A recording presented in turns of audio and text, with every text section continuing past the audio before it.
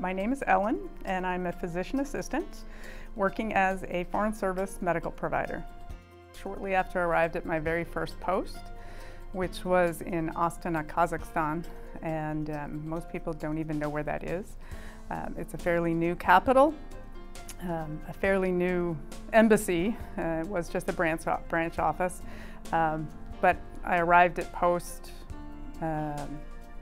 in August, I believe, and within just a couple weeks, I had a patient who was pregnant and having some issues, and off we went to our prime referral hospital only to find out that they were closed for cleaning, the entire hospital.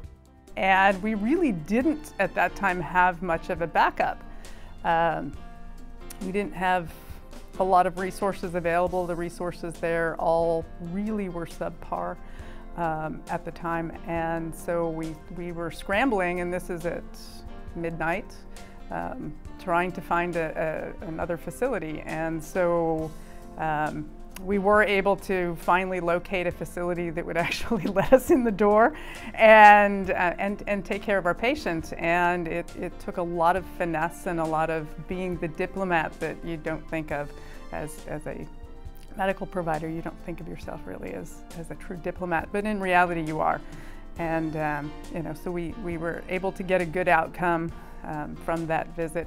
I think some of the qualities that are just important in Foreign Service in general are being able to be flexible and to not stress about little things. I mean, this was a big thing, but if you break it down into pieces, there are lots of little pieces, and if you can deal with little pieces as they come or look at it that way, it's a little easier to